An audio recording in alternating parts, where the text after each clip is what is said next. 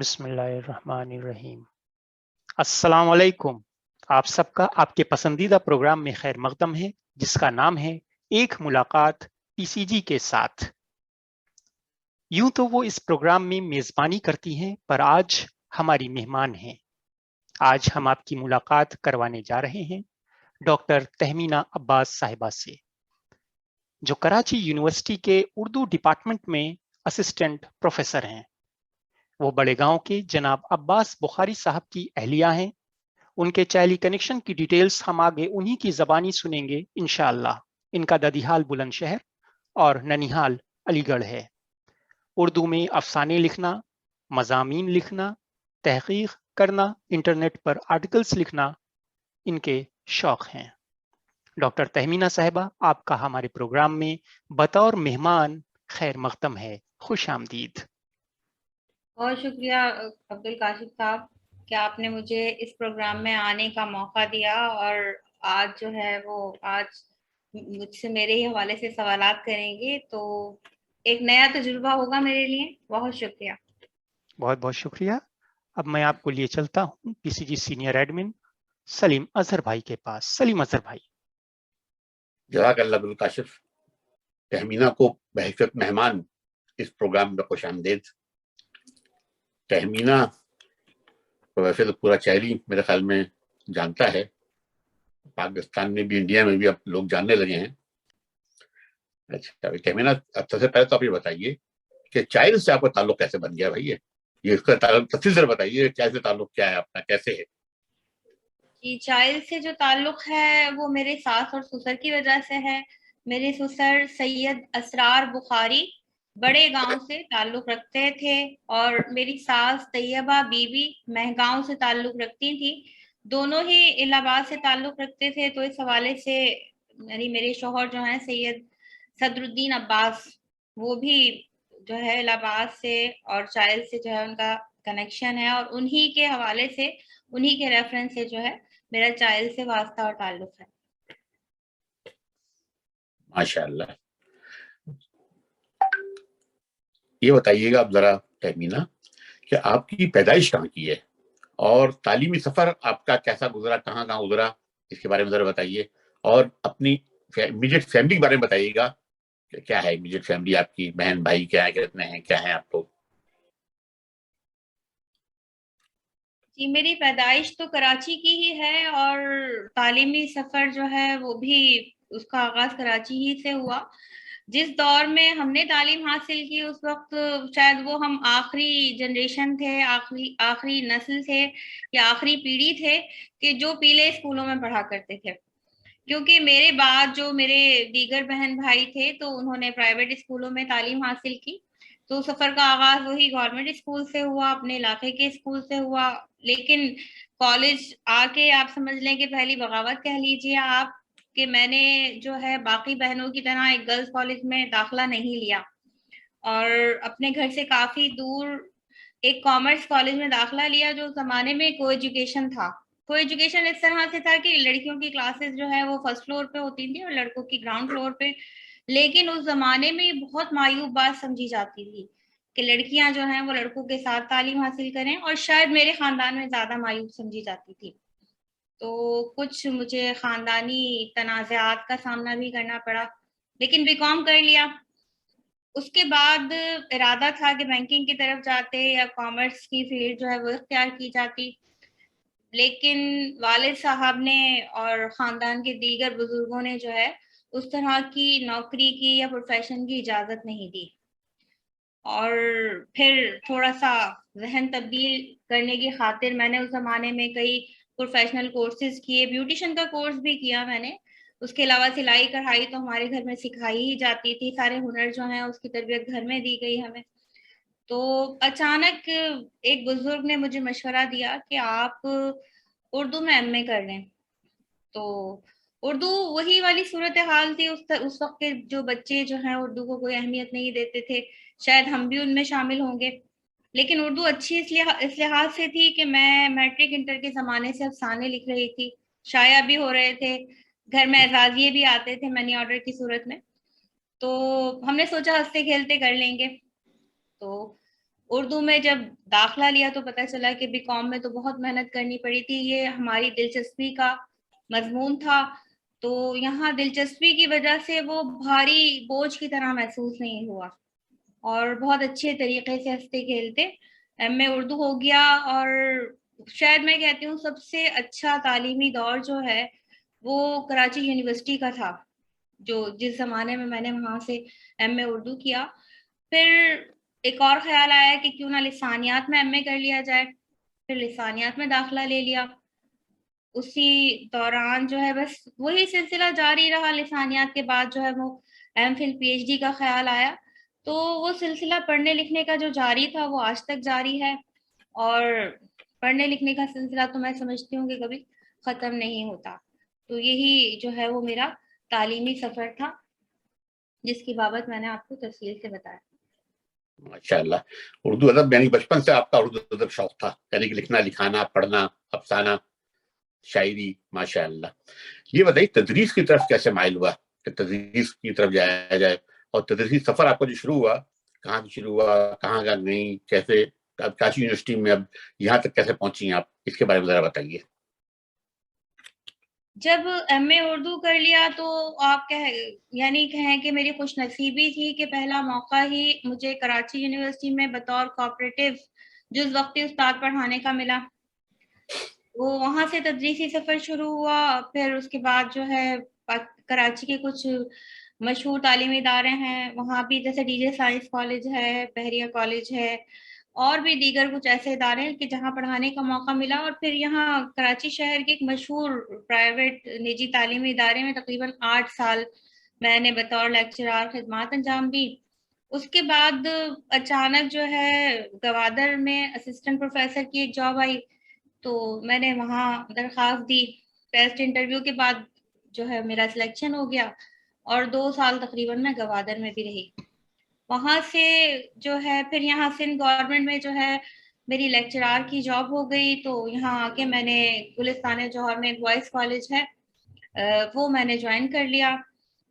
وہاں مجھے تقریباً 1.5 سال ہی ہوا تھا کہ کراچی یونیورسٹی کی اس نوکری کے لیے میں نے لیکچرار اور اسسٹنٹ پروفیسر دونوں کے لیے اپلائی کیا تھا۔ لیکچرار کی جو نوکری تھی وہ 2011 میں آئی تھی، اور اسسٹنٹ پروفیسر کی 2014 میں آئی تھی۔ تو لیکچرار کا جو ٹیسٹ تھا وہ بھی میں نے دیا تھا، اور بہت اچھی ٹاپ پوزیشن پہ میں نے وہ ٹیسٹ کلیئر کیا تھا۔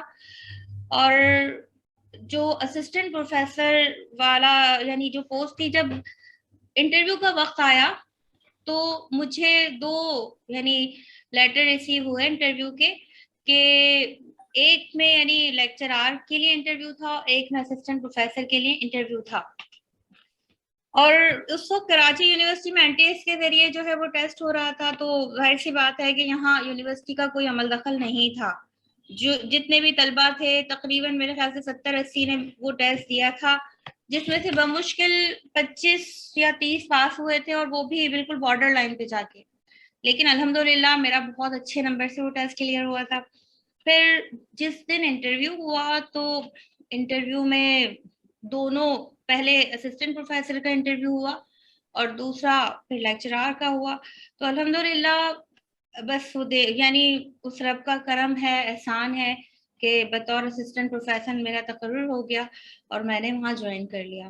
تو یہ سمجھ لیں کہ تدریسی سفر جو ہے وہ اس طریقے سے شروع ہوا۔ ہاں، خواہش نہیں تھی میری تدریس کی، اگر کوئی مجھ سے یہ سوال پوچھے تو میں یہ سمجھتی تھی کہ شاید میں اچھی استاد ثابت نہیں ہوں گی، لیکن جب ہم تدریس کے پیشے سے وابستہ ہوئے تو پتہ چلا کہ یہ پیشہ تو واقعی پیغمبری پیشہ ہے، اور وہ جو کہا جاتا ہے کہ استاد جو ہے وہ کیپٹن آف دی شپ ہے، وہ جس طرف چاہے جہاز کو موڑ دے۔ تو ہم یہ بھی اندازہ ہوا کہ ایک استاد ذہن سازی میں بڑا اہم کردار ادا کرتا ہے۔ تو وقت کے ساتھ ساتھ مجھے اس پیشے سے جو ہے وہ محبت یعنی ہو گئی ہے، اور اب واقعی مجھے ایسا لگتا ہے کہ اللہ تعالیٰ نے میرے لیے بہترین انتظام کیا تھا، اور میں اس پہ جتنا شکر ادا کروں وہ بہت کم ہے۔ ماشاء اللہ۔ چلیں اردو ادب کے بارے میں ہم ذرا بات کرتے ہیں کہ اردو ادب کے بارے میں ہم نے جو پڑھا ہے، جو سنا ہے، کہ बरसगीर पाक हिंद में उर्दू अदब के 4 मरकज रहे हैं, हमारी मेरी मालूमात हैं, लाहौर, दिल्ली, लखनऊ और हैदराबाद दक्कन। तो इसके बारे में आपकी क्या राय है? मेरी मालूमात के बारे में आप क्या कहेंगी कि लादा अदब कहाँ से परवान चढ़ाई है? और दूसरी बात यह है कि कौन सा ऐसा दौर था जिसको आप मानती हैं, समझती हैं कि उर्दू अदब का सुनहरा दौर था या है?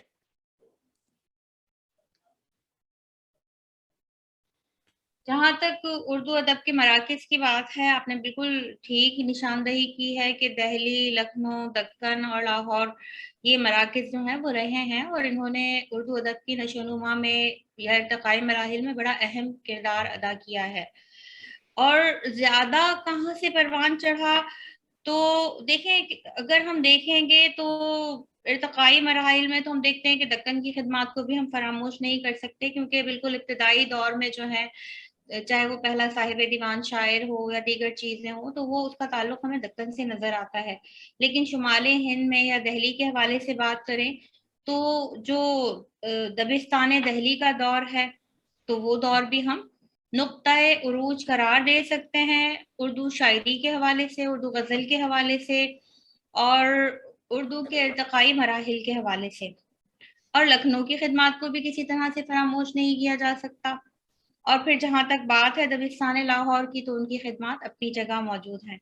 लेकिन अगर हम ये देखें कि उर्दू अदब में सुनहरा दौर कौन सा था, तो मैं ये समझती हूँ कि 18वीं सदी का आखिर यानी 1850 से लेकर और 1950 के दरमियान हम देखते हैं कि उर्दू ज़बान व अदब की असनाफ ने बेहद तेज़ी से तरक्की के मराहिल तय किए।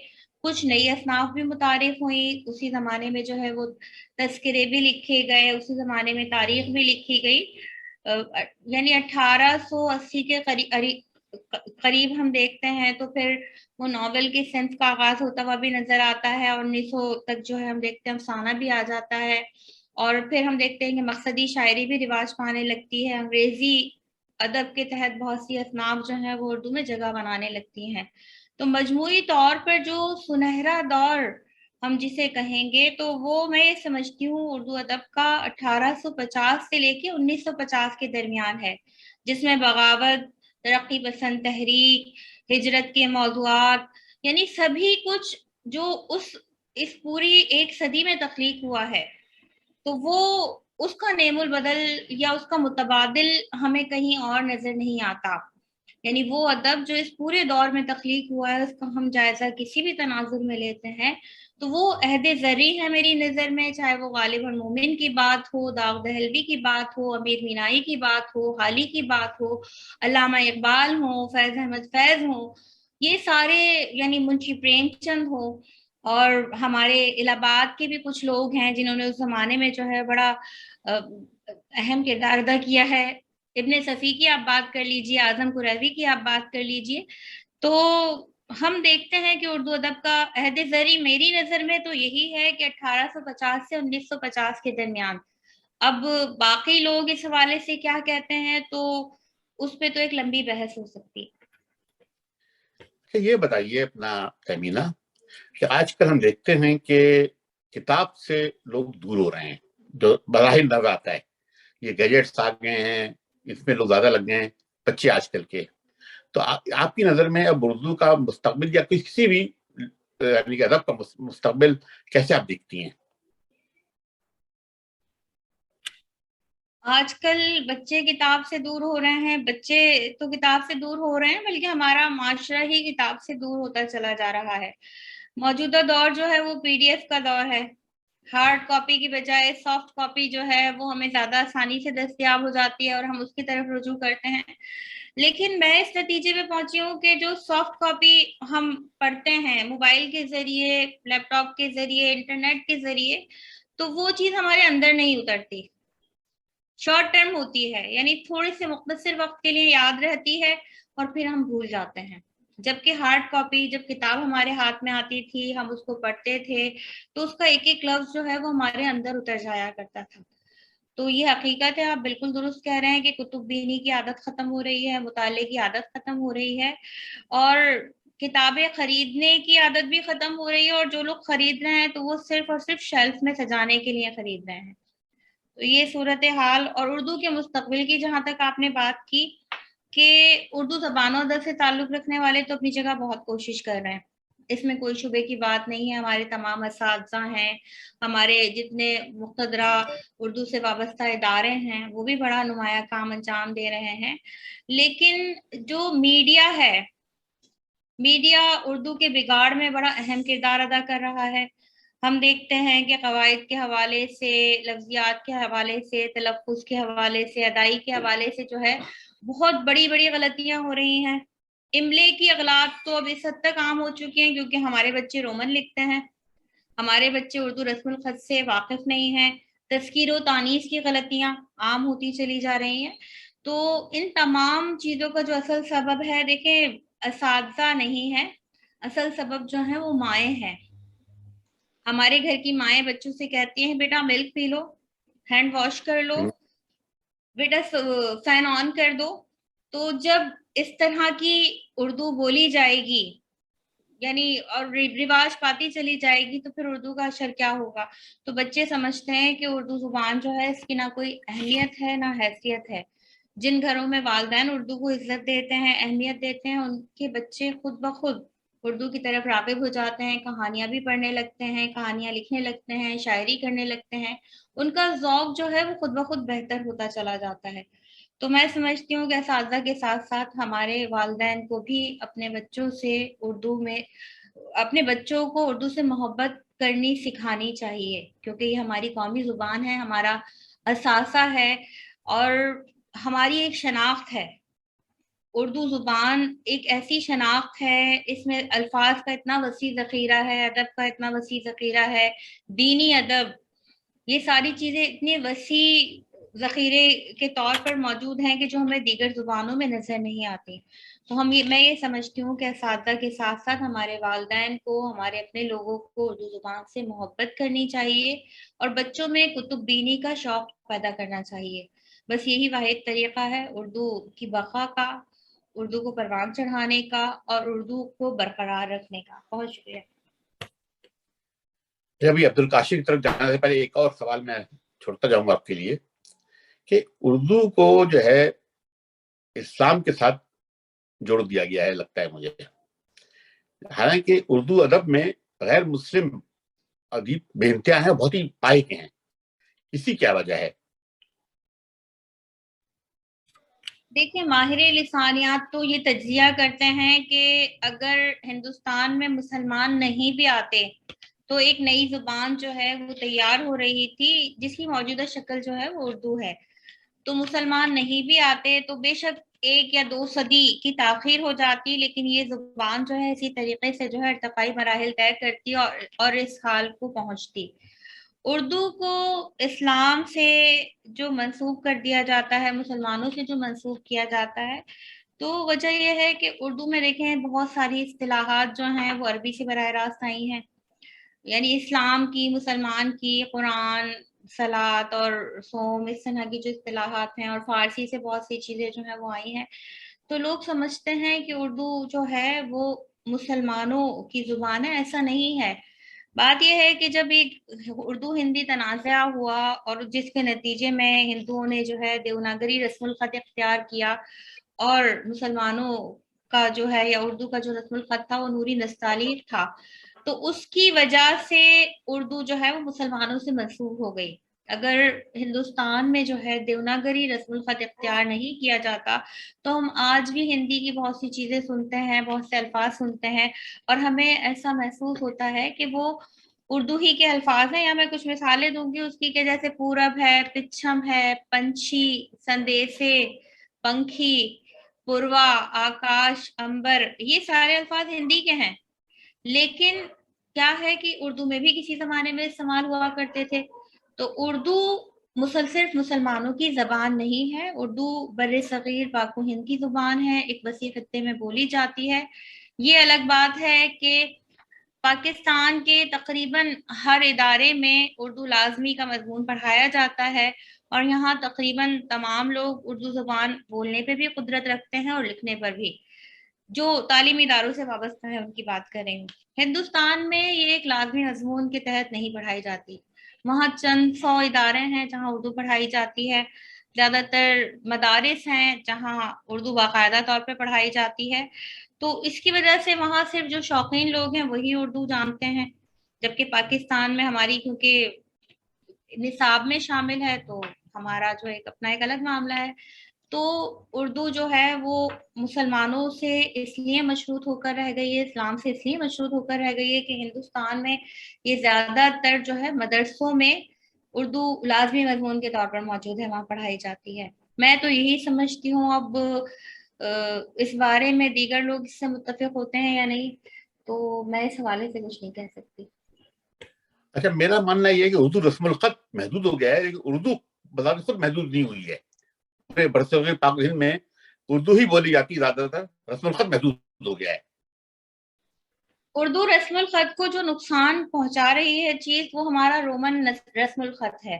رومن کی وجہ سے اردو رسم الخط کو نقصان پہنچ رہا ہے.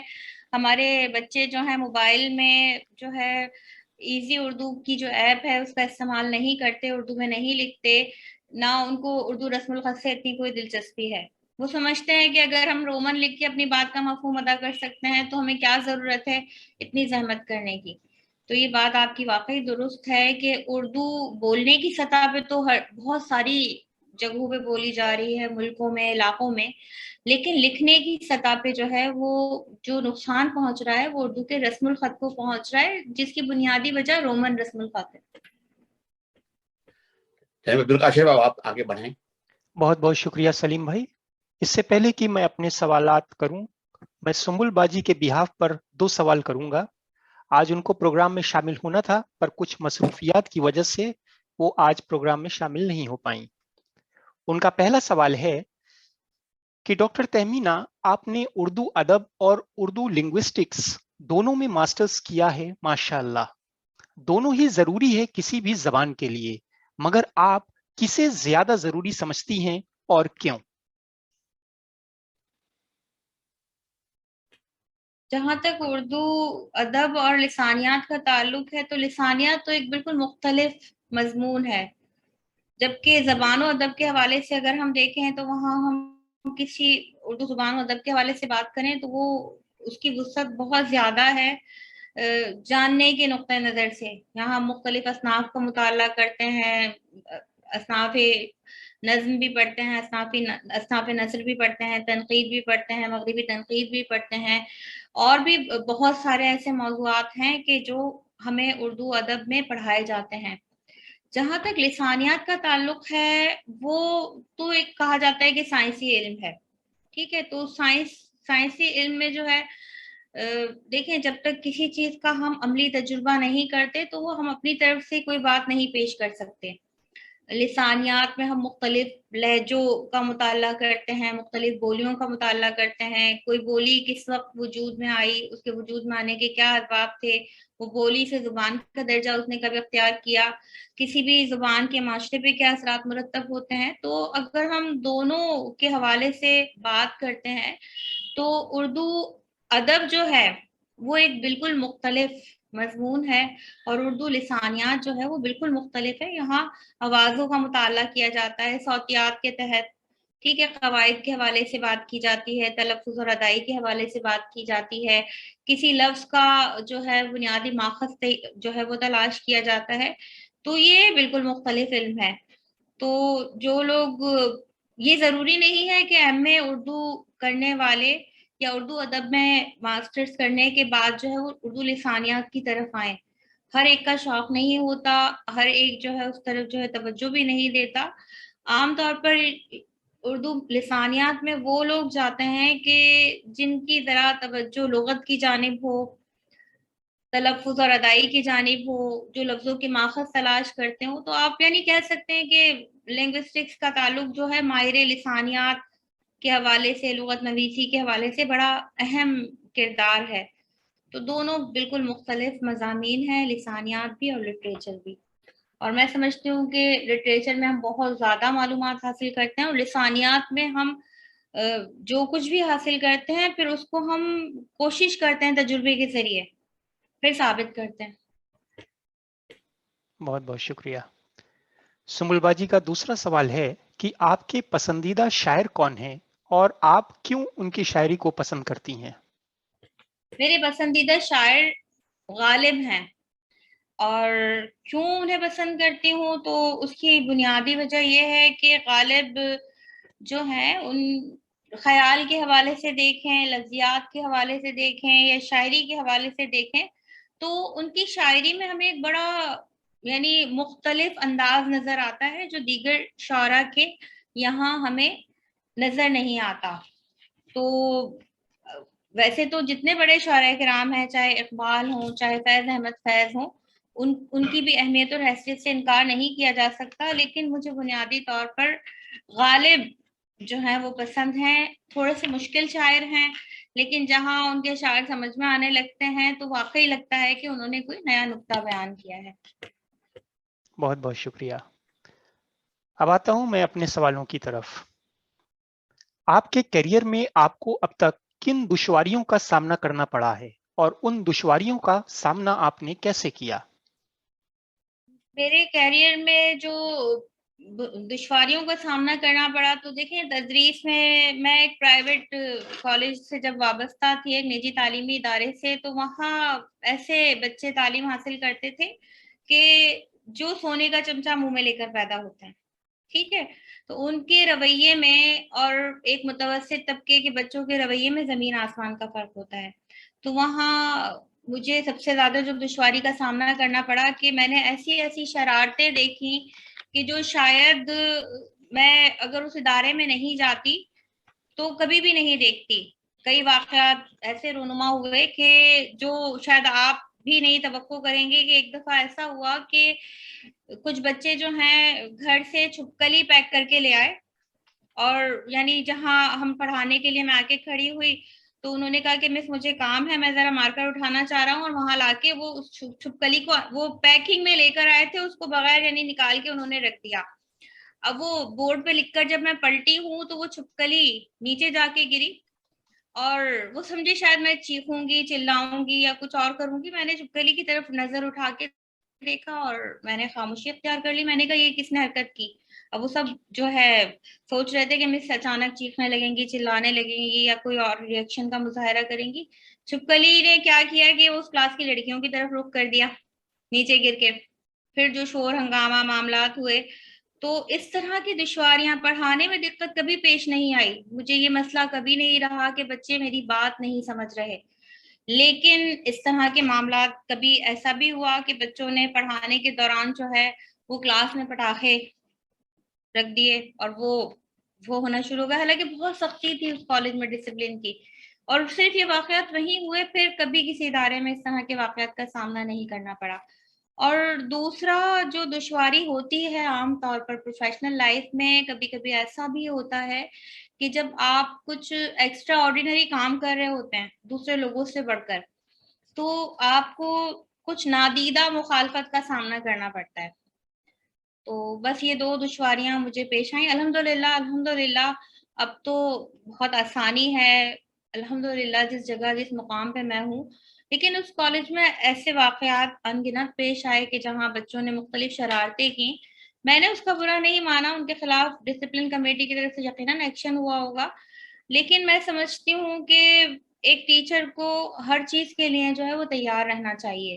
اس کو کبھی بھی کسی بھی وقت کسی بھی طرح کے مرحلے کا سامنا کرنا پڑ جاتا ہے. اور یعنی گوادر میں جب میں تھی اور وہاں بھی مجھے کئی ایک دقت، یعنی ایک چیز میں آپ کو بتاؤں کہ گوادر کے جو بچے تھے وہ، اس کی ایک سب سے اچھی بات تو یہ ہے کہ وہ آج بھی مجھے یہاں ملتے ہیں کراچی یونیورسٹی میں، تو میری عزت بہت کرتے ہیں. لیکن جب میں وہاں تھی تو وہاں میں نے دیکھا کہ بلوچستان میں یا گوادر میں جو ہے کچھ ایسی چیزیں عام ہیں جس کی وجہ سے بچے پڑھائی سے ہٹ جاتے ہیں. آپ کہہ لیجیے گٹکا کہہ لیجیے جسے، یا پھر کچھ اس طرح کی دیگر چیزیں جو نشے کی ہوتی ہیں، تو وہ باقاعدہ بچوں کو وہاں پتہ نہیں کہاں سے ملتی تھی، کہاں سے مہیا ہوتی تھی. تو اس کی وجہ سے بچے پڑھنے لکھنے کی طرف راغب نہیں ہوتے تھے. تو یہ ان کا تعلق براہ راست مجھ سے تو نہیں ہے ان چیزوں کا، لیکن ہمارا سماج بھی اثر انداز ہوتا ہے اور وہی سماج یا معاشرہ جو ہے اس کی وجہ سے ہماری زندگی میں دشواریاں پیدا ہوتی ہیں. تو یہ ان کو دشواریاں تو نہیں کہیں گے لیکن یہ چھوٹے موٹے تجربات تھے جو پچھلی زندگی میں ہوئے. بہت بہت شکریہ.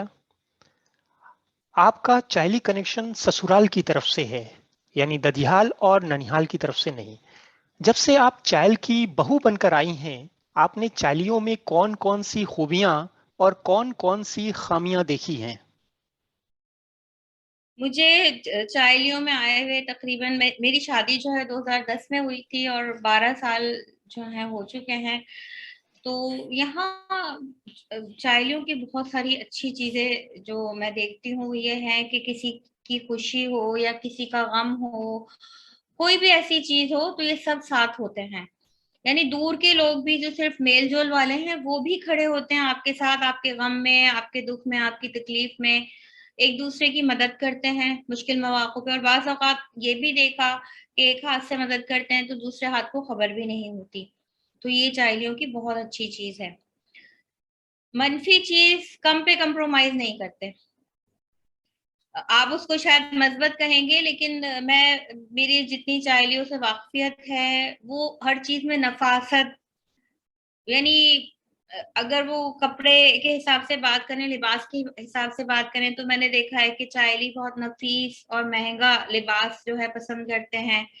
بہت عمدہ قسم کے گھر، شہر کراچی میں ظاہر سی بات ہے دیگر کمیونٹیز جو ہیں وہ بھی اثر انداز ہوئی ہیں، تو بہت عمدہ گھر بنوانا، تزئین و آرائش کرنا، بہت بہترین گاڑیاں رکھنا، یہ شوق ہے ان کے اور ہو سکتا ہے ضرورت بھی ہو، مجھے اس پہ کوئی اختلاف اور اعتراض نہیں ہے.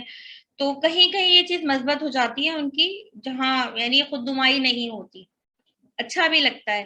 لیکن جہاں خود نمائی ہوتی ہے، دوسروں کو جو ہے وہ ڈیگریڈ کرنے والا معاملہ ہوتا ہے، تو وہاں یہ چیز منفی بھی ہو جاتی ہے. اچھی چیز ہے اچھا پہننا، اچھا کھانا، اچھے گھر میں رہنا، یعنی اور اعلیٰ تعلیم حاصل کرنا، اعلیٰ اداروں سے وابستہ ہونا، یہ سارے مثبت پوائنٹ ہیں چائلیوں کے. لیکن منفی چیز کبھی کبھی بس یہی محسوس ہوتی ہے کہ سارے چائلی جو ہیں وہ ہمارے جو ہیں جعفری ہیں، زینبی ہیں، بخاری ہیں اور فاروقی ہیں، عثمانی ہیں. یعنی دیکھا جائے تو بہت مقدس لوگوں سے اور ایسی جگہ سے تعلق ہے چائلیوں کا کہ جس کی بنیاد پر کچھ چیزیں ایسی ہیں جو ان کو ترک کرنی چاہیے لیکن نہیں کرتے. مثال کے طور پر شہر کراچی میں شاید آپ کو علم ہو کہ شادی بیاہ پہ اسراف بے انتہا ہونے لگا ہے. شادی بیاہ کی جو رسومات ہیں، یعنی مہنگا ترین ہال بک کروانا، دلہا دلہن کے مہنگے ترین ملبوسات خریدنا، پھر شادی بیاہ میں ایک سے زیادہ تقریبات رکھنا، 15-20 قسم کے کھانے رکھنا. تو میں سمجھتی ہوں کہ اس کو محدود کرنا چاہیے، لیکن ہمارے یہاں میں دیکھتی ہوں چائلیوں میں یہ چیزیں بہت تیزی سے رواج پا رہی ہیں. تو کہیں کہیں یہ چیز اچھی محسوس ہوتی ہے، کہیں تھوڑی سی بری محسوس ہوتی ہے. اور ایک اور چیز جو موجودہ دور میں دیکھ رہی ہوں میں کہ صرف چائلیوں میں نہیں لیکن چائلیوں میں بھی اس کے اثرات آ رہے ہیں کہ دیگر جو شہر کراچی میں کمیونٹیز ہیں وہاں بچے جو ہیں وہ چچا، تایا، پھپھا، خالو، ممانی، چچی، پھپھی، خالہ، ان سب کا جو ہے وہ اب ادب نہیں کر رہے جو پچھلے دور میں ہوا کرتا تھا. اس کے کچھ اثرات چائلی بچوں پہ بھی آ رہے ہیں. ٹھیک ہے، اب وہ یہ کہتے ہیں اپنے پیرنٹس سے یا والدین سے کہ آپ جو ہے یعنی فلاں سے نہ ملیں، فلاں سے نہ ملیں، ان کو ہمارے گھر میں مداخلت کا کوئی حق نہیں ہے. تو اس طرح کے ایشوز آ رہے ہیں. اور ایک اور چیز جو آ رہی ہے دیگر کمیونٹیز میں بھی ہے، کیونکہ میں کراچی شہر میں ایک وسیع اس کو پڑھاتی ہوں، میں تقریباً ہر شعبے میں ہی جانا ہوتا ہے تو بچیوں سے بڑا واسطہ رابطہ رہتا ہے. تو جدید دور میں جو ایک فقدان آ رہا ہے چائلیوں میں بھی آ رہا ہے، میں سبھی کی بات کر رہی ہوں کہ ہماری بچیوں کو تعلیم تو دی جا رہی ہے، بچوں کو تعلیم تو دی جا رہی ہے، ان کو تربیت نہیں دی جا رہی، ان کو گھریلو کام کاج نہیں سکھائے جا رہے. اور والدائیں جو ہیں ان کا ایک جملہ ہوتا ہے کہ ابھی تو پوری عمر پڑی ہے سیکھنے کے لیے، جب ان پہ وقت آئے گا تو یہ بچیاں سیکھ لیں گی. وہ بچیاں پوری تعلیم بھی مکمل کر لیتی ہیں، نوکریاں بھی کرنے لگتی ہیں، آگے یعنی شادیاں بھی ہونے لگتی ہیں، لیکن وہ کوئی گھریلو کام کاج نہیں کر پاتی، جس سے آگے چل کر یہ ہوتا ہے کہ پھر پورے گھر کو مینج کرنا، سنبھالنا ان کے لیے بڑا دقت طلب ہو جاتا ہے. تو یہ کچھ نیگیٹیوٹی آ رہی ہے چائلیوں میں دیگر کمیونٹیز کی وجہ سے، ورنہ مجموعی طور پر میرا تجربہ بہت اچھا رہا ہے. माशाल्लाह मैं एक बड़े भरे पूरे खानदान में आई हूँ। मेरे जो हैं देवर और जेठ और नंदे, यानी ये तकरीबन 10 बहन भाई हैं मेरे शौहर समेत। तो ये लोग जो हैं 7 भाई हैं और 3 बहनें हैं। तो माशाल्लाह मैं देखती हूँ सब बहुत अच्छे हैं, मिलनसार हैं, एक दूसरे के काम आने वाले हैं। बस थोड़ा सा जो मुझे जो एक शिकायत कह लीजिए आप चाहेलियों से, कि पैसे का जो गैर जरूरी इस्तेमाल बहुत करते हैं। बस बाकी तो हर लिहाज से बहुत अच्छे हैं। बहुत बहुत शुक्रिया। अपनी फैमिली के बारे में कुछ बताएं। जी, मेरे दादा जो है इंडियन आर्मी में थे और वालिद जो हैं वो पाकिस्तान आर्मी में थे, लेकिन फिर उन्होंने कुछ वजूहात की बिना पर उनके एक जवान भाई का इंतकाल हो गया था और आर्मी ने उनको खबर नहीं दी थी। जब वो घर आए तो पता चला कि इंतकाल हो गया, तो इस बिना पे उन्होंने आर्मी छोड़ दी थी। उसके बाद वो KMC और ZMC के मुख्तलिफ इदारों में रहे और आखिर में एडमिन ऑफिसर की पोस्ट से जो है वो रिटायर हुए। तो वालिद क्योंकि तालीम की तरफ उनकी रग़बत थी, तालीम याफ्ता भी थे, उर्दू अंग्रेजी पे बड़ा अबूर रखते थे। दादा और वालिद की राइटिंग आप कह लें लिखाई बहुत उम्दा थी और वालिद जो हैं वो आज भी उर्दू अदब के हवाले से उनका शेरी ज़ौक़ बहुत अच्छा है। तो वालिद जो हैं, वालदा का तो आपने यानी जानते ही हैं कि उनका ताल्लुक अलीगढ़ से था। वालिद और वालदा हयात हैं, दोनों ज़ईफ हैं काफ़ी। बहन भाई हम 12 बहन भाई थे, जिसमें से हम 5 बहनें थी मुझ समेत और 7 भाई थे। एक बहन का इंतकाल हो गया है 2012 में। तो बाकी ये है कि तमाम ही बहन भाइयों में हम देख में तमाम बहनों ने जो है वो आला तालीम हासिल की है। भाइयों में सब ने तो नहीं, लेकिन 1-2 ने हासिल की है और वो भी तालीम के ही शोबे से वाबस्ता हैं। बहनें जो हैं जिनका इंतकाल हो गया वो माइक्रोबायोलॉजिस्ट थी। एक बहन ने IR में कराची यूनिवर्सिटी से मास्टर्स किया था, एक ने डबल मास्टर्स किया हुआ है सोशियोलॉजी में भी और उर्दू में भी, और बड़ी बहन जो है वो गवर्नमेंट स्कूल टीचर हैं। इसी तरह भाई जो हैं वो मुख्तलिफ इदारों से वाबस्ता हैं। तो एक बड़ी फैमिली है और उस फैमिली में मेरा नंबर बहन भाइयों में 8वां है। तो ये है मेरा तारुफ। लेकिन ये है कि मैं समझती हूँ कि आज मैं जो कुछ भी हूँ, मेरे वालिद ने बड़ा अहम किरदार अदा किया है तालीम के हवाले से, तरबियत के हवाले से और जिंदगी के असरार और रमूज को सिखाने के हवाले से, दुनिया को बरतने के हवाले से। तो मेरे वालिद जो हैं उन्होंने बहुत अहम किरदार अदा किया है। बहुत बहुत शुक्रिया। आपकी जिंदगी का कोई नाकाबिले फरामोश वाकया हो तो हमसे शेयर करें। नाकाबिले फरामोश वाकयात तो बहुत से हैं, यानी कुछ ऐसे वाकयात होते हैं जो दिल पे ऐसा असर छोड़ के जाते हैं कि बहुत अरसे तक हम उनसे नहीं निकल पाते। तो जी। एक वाकया आप कह लीजिए कि 2012 में मेरी जवान बहन का जो इंतकाल हुआ वो मेरे लिए नाकाबिले फरामोश इस तरह से था कि उसी दिन मेरी छोटी बहन की शादी थी और अचानक जब वो सुबह उठी तो उस दिन वो पैरालाइज हो चुकी थी, यानी समझ लो उनकी बॉडी पूरी काम नहीं कर रही थी। जब हम हॉस्पिटल लेके गए तो पता चला कि उनको GBS वायरस ने अटैक कर दिया है और यानी वो बस हॉस्पिटल ले जाने के दौरान ही, ट्रीटमेंट के दौरान ही क्या हुआ कि उनकी डेथ हो गई। तो एन छोटी बहन की रुखसती या शादी के दिन जो है वो बड़ी बहन की डेथ हो जाना या मौत हो जाना, वो मेरे लिए नाकाबिले फरामोश इसलिए है कि मेरे वालिद ने जो खाने का ऑर्डर दिया हुआ था बहन की रुखसती के लिए, तो वो उन्होंने जाके ऑर्डर कैंसिल करवाया कि अब रुखसती का खाना नहीं आएगा, अब ये खाना जो है तुम मैयत का भेजो, मैयत में कन्वर्ट कर दो। आमतौर पर ये होता है कि मैयतों में खाना जो है उसका इंतजाम भी रिश्तेदार करते हैं। तो वो एक ऐसा वाकया है कि इतना तवील अरसा गुजर चुका है इस बात को, लेकिन मैं उसको भूल नहीं पाती कि एक ऐसे वक्त में कि जिस वक्त हमें लगता था कि मेरी छोटी बहन जो है वो रुखसती का दिन है उसकी और उस दिन बड़ी बहन की मौत हो जाना, तो वो नाकाबिले फरामोश वाकया है। और एक और भी उसी दौरान एक वाकया, एक दफा टीवी पे एक स्लाइड चल रही थी कि नामालूम अफराद की फायरिंग से जो है फलां शख्स हलाक हो गया, नाम नहीं लिखा हुआ आता आमतौर पर टीवी पे स्लाइड पे। तो एक दिन वो स्लाइड चल रही थी ऐसी, उसको देख के मैंने अब्बास से कहा कि ये जो है हर वक्त ये लिखा हुआ आता है कि नामालूम अफराद की फायरिंग से फलां शख्स हलाक हो गया। तो मैंने कहा पता नहीं कौन लोग होते हैं, यानी जिस दिन ये बात मैंने कही है उसके दूसरे दिन मेरी जो दूसरी यानी बीच वाली नंद है नुसरत बाजी, उनके बेटे को मोबाइल स्नैचिंग में डाकुओं ने गोली मार दी اور پھر پتہ چلا کہ وہ سلائیڈ اس کی بھی اس کے حوالے سے بھی ٹی وی پہ چل رہی تھی کہ کارساز پر ڈاکوؤں نے جو ہے موبائل چھیننے کے دوران جو ہے نامعلوم افراد کی فائرنگ سے جو ہے ایک شخص ہلاک ہو گیا. تو کبھی کبھی ایسا ہوتا ہے، دل میں خیال آتا ہے اور وہ اس طرح سے پورا ہوتا ہے تو بڑی اذیت دیتا ہے. تو اب کبھی اس طرح کا کوئی خیال آتا ہے تو میں سوچتی ہوں کہ ایسا کوئی خیال نہ آئے میرے دل میں. اور ایک اور بھی ہوا کہ جس دن میں ایک دن ایدی سینٹر کے مردہ خانے کے پاس سے میں گزر رہی تھی، میرے دل میں خیال آیا ہے کہ اللہ کا لاکھ لاکھ بڑا شکر ہے کہ کبھی اس مردہ خانے سے واسطہ نہیں پڑا. آپ کو بتاؤں کہ اسی دن رات میں وہ میری جو بہن کا انتقال ہوا تو ان کی ڈیڈ باڈی جو ہے، کیونکہ رات میں 2 بجے میت گھر میں آئی تھی، شدید گرمی تھی، تو وہ رات میں وہاں ایدی سینٹر میں میت رکھوانی پڑی. تو کبھی کبھی ہمارے دل میں خیال آتے ہیں اور وہ کس طرح سے پکڑ میں آتے ہیں یا پورے ہو جاتے ہیں یا کیا ہوتا ہے. تو یہ 2-3 باتیں ہیں جو میرے ذہن سے کبھی نہیں نکلتی.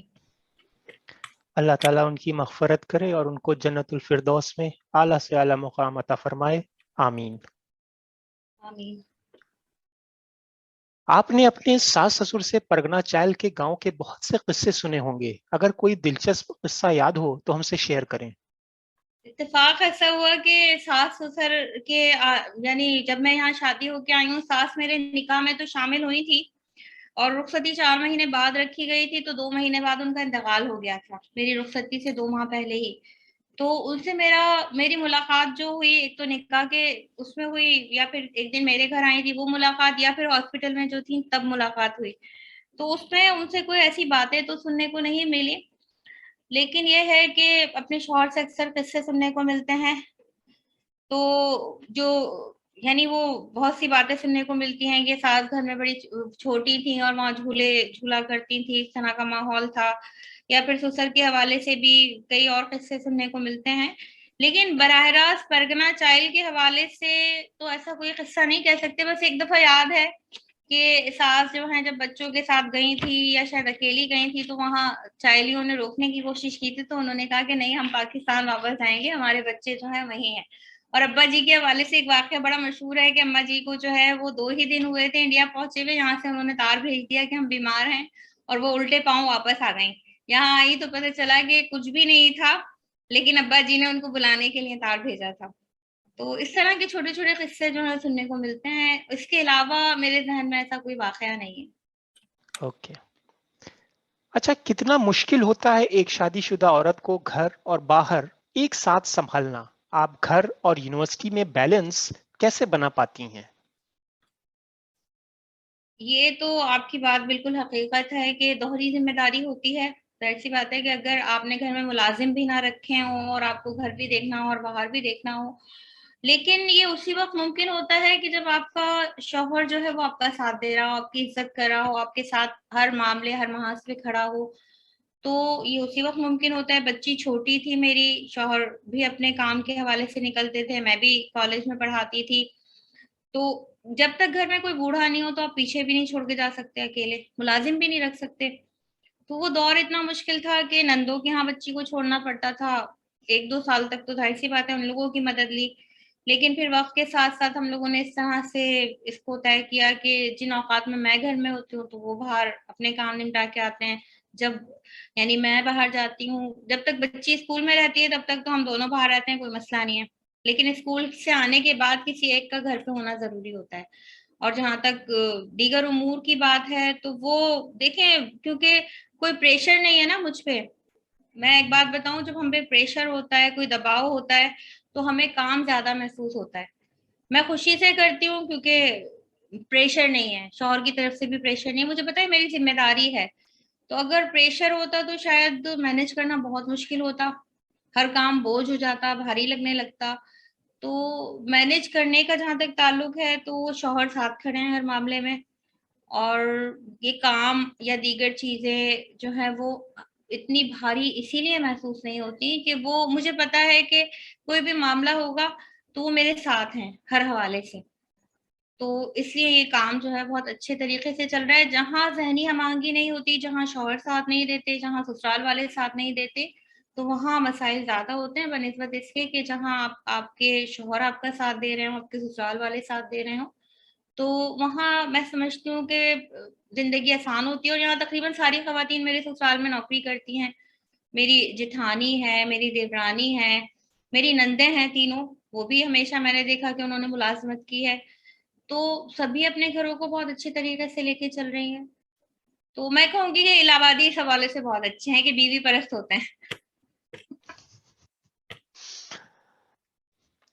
کیا آپ کا آپ کے رشتہ داروں سے ابھی بھی رابطہ ہے جو انڈیا میں ہیں؟ نہیں دیکھیں, آپ لوگوں کے ہاں آ کے الہ آبادیوں میں آ کے مجھے پتا چلا کہ خاندانی نظام کیا ہوتا ہے, لوگ ایک دوسرے سے جڑے کس طریقے سے رہتے ہیں اور کس طریقے سے یعنی ہمیں اپنے تعلقات کو برقرار رکھنا چاہیے.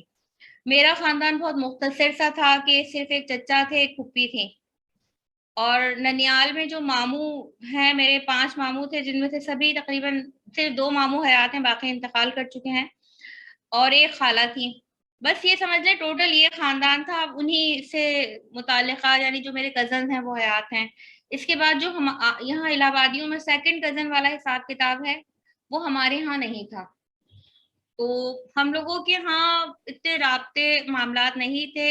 علی گڑھ میں لوگ آج بھی ہیں, بلند شہر میں لوگ آج بھی ہیں یعنی ددیالی رشتہ دار, لیکن ان سے جب ہمارے والدین کا ہی رابطہ نہیں رہا تو ظاہر سی بات ہے کہ وہ رابطہ پھر ہم تک کس طریقے سے آتا. تو انڈیا سے وہ تعلق اور وہ رابطہ برقرار نہیں رہ سکا جو رہنا چاہیے تھا. اوکے, اچھا, آپ پوربی بول لیتی ہیں؟ پوربی جسے ہم چپرو کہتے ہیں, کیا آپ پوربی میں کچھ بول کر سنا سکتی ہیں اگر آپ کو بولنا آتا ہے؟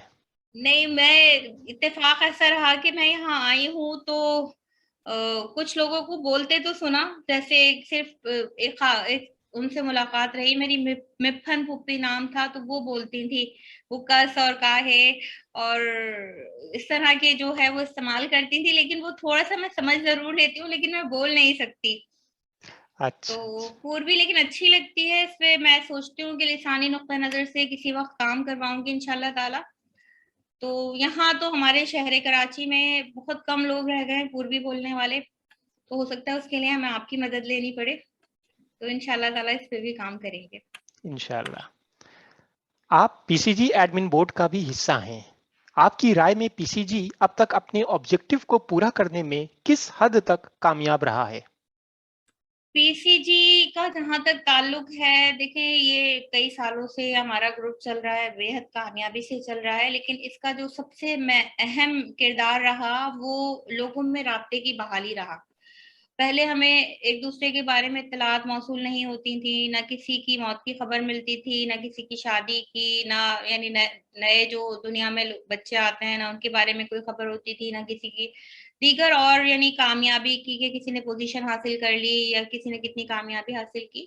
تو اس حوالے سے تو ہم دیکھیں تو پی سی جی کی خدمات بہترین ہیں, اور اتنے یعنی پوری دنیا میں موجود جو الہ آبادی ہیں یا چائلی ہیں ان کو پی سی جی کے کنیکشن کے تحت جو ہے واقعی جوڑ دیا ہے. لیکن جو میں تھوڑی سی کمی دیکھتی ہوں وہ یہ ہے کہ ہمارے جو ایکٹیو ممبرز ہیں وہ 50 سے اوپر کے ہیں, یعنی 50 سال سے اوپر کے جو لوگ ہیں وہ بہت بھرپور طریقے سے کنیکٹڈ ہیں ایک دوسرے سے اور بڑا اہم کردار ادا کر رہے ہیں. جو نئی جنریشن ہے, نئی نسل ہے, تو اس کے حوالے سے ہم بات کریں تو پی سی جی میں ہم دیکھتے ہیں کہ جو نئی جنریشن ہے وہ اتنی ایکٹیو نظر نہیں آتی.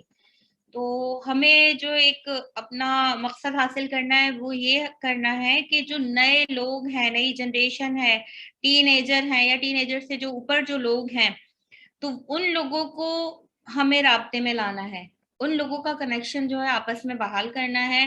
جو پرانے لوگ ہیں وہ تو ویسے بھی ذہنی اور روحانی طور پر ایک دوسرے سے جڑے ہوئے ہیں, تو یہ بس ایک کمی ہے. لیکن مجموعی طور پر پرفارمنس کے اعتبار سے دیکھا جائے تو اس گروپ نے بہت یعنی اہم کردار ادا کیا ہے لوگوں کو جوڑنے کے حوالے سے, رابطے کے حوالے سے اور ایک دوسرے سے باخبر رہنے کے حوالے سے.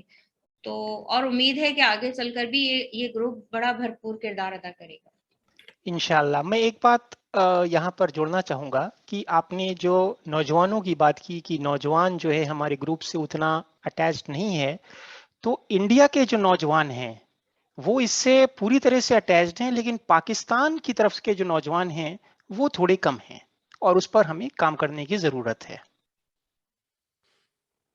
جی یہ بات میں اسی تناظر میں ہی کہہ رہی ہوں کہ جی پاکستان میں جو ہے وہ ایک تھوڑا سا گیپ آ گیا ہے، اور وہ گیپ صرف یعنی پرگنا چائلڈ گروپ کے حوالے سے نہیں آیا، رشتہ داری کے حوالے سے بھی ایک گیپ آ گیا ہے۔ پاکستان کے جو ہماری ینگ جنریشن ہے وہ رشتہ داروں سے اتنی کنیکٹڈ نہیں ہے، اتنی زیادہ رابطے میں نہیں ہے، اور شاید وہ اپنی تعلیم، اپنے پروفیشن اور دیگر چیزوں میں شاید اتنا پسند بھی نہیں کرتے آنا جانا، لیکن ان کو جڑنے کی ضرورت ہے۔ بالکل بالکل، تو پاکستان کے حوالے سے آپ نے لیکن نشاندہی کی، اور میں شاید پاکستان کے تناظر میں ہی یہ بات کر رہی تھی۔